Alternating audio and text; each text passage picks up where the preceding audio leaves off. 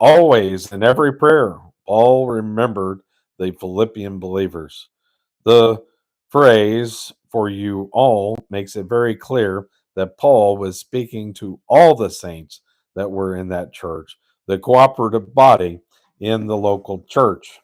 When we reach the final chapter of this epistle, we will find that there was a little rift of discord between two women of the Philippian church, uh, Syntyche and Odious.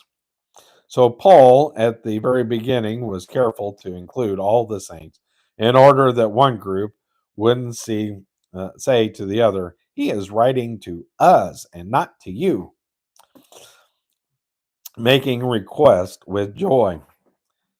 Bingle said that the sum of this epistle is, "I rejoice. Rejoice, yea." We uh, realize what a remarkable expression this is when we consider where Paul was when he wrote. He was over in Rome in prison. He probably was not in Mamertine prison at the time, but he was in a place equally as disagreeable. Although the word joy appears 19 times in this epistle, I have never felt that it should be called the joy epistle. If we are going to pick out a word that occurs more than any other word, that must take the name of Jesus Christ. His name appears over 40 times in this epistle. He is the center of the epistle. He is the one who is the very source of joy. Too bad I don't have the uh, this day and time with computers. We can uh, an image based upon what a book is about. I have one for the book of John.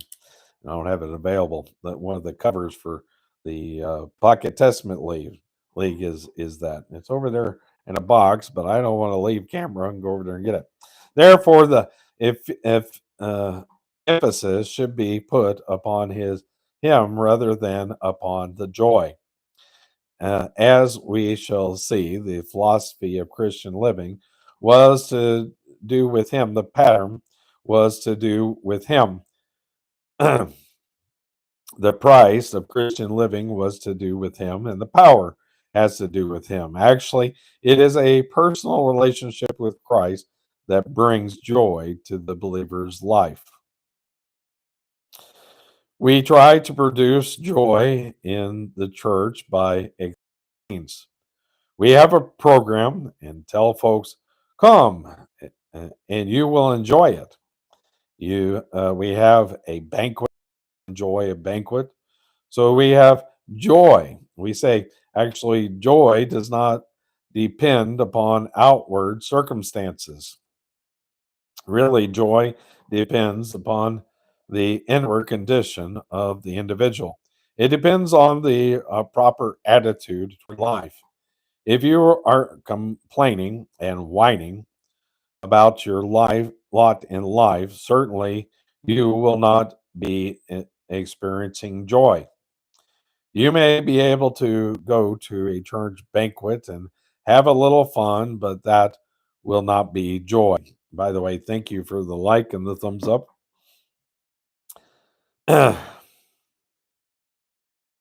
When you and I get to the place where we find ourselves in the center of the will of God and know we are in His will, regardless of our circumstances, then there will be joy in our lives.